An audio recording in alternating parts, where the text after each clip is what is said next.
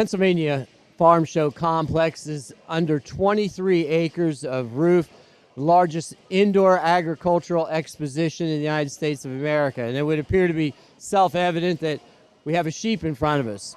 Though when I spoke with Hannah and Glory on several occasions, we had people ask, what are the goats' names? These are Cheviot sheep, and handling the sheep and getting ready and preparing them for competition on Saturday is Hannah and Glory Gillen. And so, Hannah, this is your sheep, and what did it take to get this thing from field to show in terms of readiness? It took a lot of washing and drying and washing again and blow drying again. It took a lot of carding and currying and trimming her up. It took several long hours.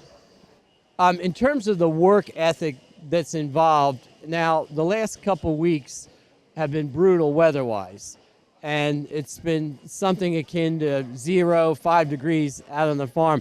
What do you think the temperature inside the barn was? Was it much higher than 0 or 5 degrees? No, it was not much higher than that. Their barn is not heated. And so when you decide that you're going to compete in the Pennsylvania Farm Show, it being January, you really don't know quite what to expect. Now, I saw this animal out in the field. It's hard to believe it's the same animal. But you know what? It looks a lot like the other animals around here now because countless hours go into this. You're part of a 4-H club in what county? Berks County 4-H Sheep and Lamb Club. What are some of your responsibilities? I think for a lot of people, they've heard the name 4-H, but they really don't know what does that mean, what goes into being a member of 4-H. A lot goes into it. It's a lot of character, a lot of work ethic. For our club, personally, it's a lot of work. You choose a sheep or sheep that you want to use to show, and then you take them to the fairs, get them ready. It's a lot of teamwork, even with members of the club. It's kind of like having an extended family, the club. What was it like for you and Glory to go into a Robinson Elementary School, for example, and there were hundreds of students that you eventually talked to, and sharing the details of owning a sheep and preparing a sheep? What did that feel like? I think you probably the first time you did it around 15 years old. It was really neat. They had a lot of questions, most of which I could answer. They wanted to touch them and feel them, see the equipment that I had, and see the feed, ask if they could eat it. They really did enjoy the sheep, though. Some of them had never even seen them before, which that's a great way to educate the public about sheep. I imagine that the public doesn't know how much work goes into prepare an animal, but let's take it back and rewind. There's a veterinarian has to come out. There's paperwork involved. There's a check that happens before you can bring the animal into the barn. Could you give us a little bit of the background prior to you get into this building? Well, first we have to have the vet come out, and he has to do a wellness check on them, make sure they're good. And if they need a rabies vaccination, which that's required by law for a breeding sheep to have rabies vaccination, they have to have that. And then you get the health papers together, make sure you have all your pedigree papers with you. And then coming to the farm show, we stop at a health checkpoint, which the kind veterinarians come out and they take a look in the back of your excursion, which is what we put the sheep in.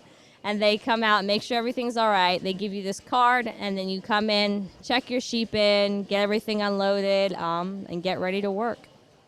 It's a lot of work on an everyday basis out in the field, especially when you've got frozen buckets out there and feed has to be carried out and hay bales have to be hauled around. Did you ever have any idea there was going to be this much work?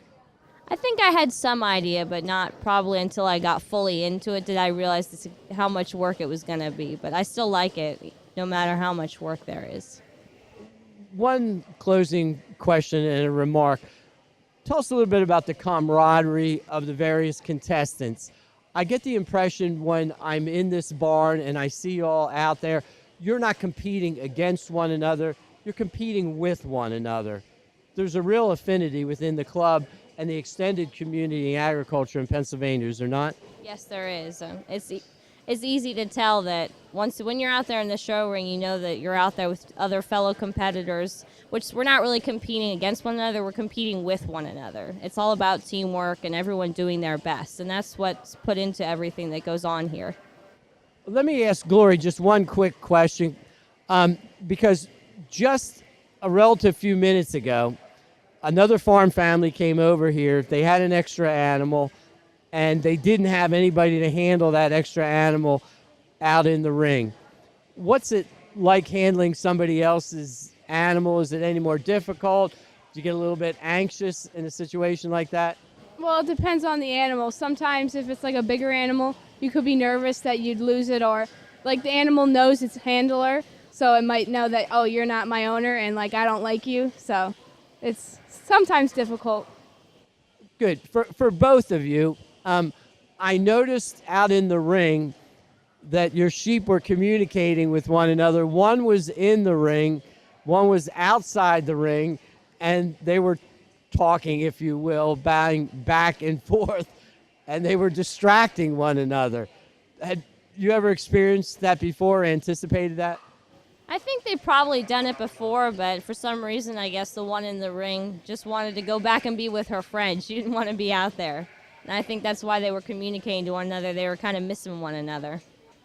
For both of you, I have never competed at this level in terms of animals, but when you're out there and it's just you and the animal is not quite cooperating with you, and it doesn't matter whether it's cows or sheep or goats, they have a mind of their own and they have a body mass of their own. How tough is that, maintaining your composure while you're out there and the animal isn't doing exactly what you want?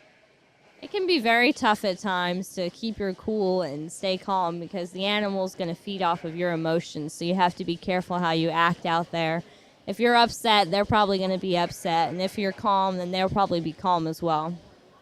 Do you think, Hannah, that maybe it helps you in life to be a better person and to be patient and to really be understanding as you go down life's highway? Is this one of the lessons you'll carry with you from 4-H? I believe so, yes. I think it takes a lot of character and work ethic to do what we're doing here. There's, out of all the people in Pennsylvania, we're less than 1% that compete and come to the farm show each year with sheep and compete in clubs. Glory, just a couple places you've been before you came here to the farm show and some of the fairs that you've competed. We've been at Reading Fair and Kutztown and Ole Fair. What's your favorite fair? I know this is risky to say this. What do you think? I don't know. I like Kutztown and Ole is more like an old-fashioned type fair. There's more like, it's more agricultural based than like rides and games. I'll just close with a comment. You can weigh in if you like. I never had any idea until I came here the size, the bulk, the mass of some of these animals. And even on your own farm, there's rams that are 250 pounds. And when you're out there, and just a few minutes ago, there was an animal that got loose. I'm guessing that animal was north of 250 pounds. There was a certain amount of apprehension about corralling that animal. Have you gained perhaps a healthy respect for animals maybe that you didn't have just a few years ago? I think so, yes. I think you begin to respect them after you realize the power and the force that they have. It's a lot, especially for rams. They can push you around if you're not careful. Well, there's milkshakes, there's cheesesteaks, there's chicken parmesan. What do you think? Ready to head to the next building? All right, let's do it.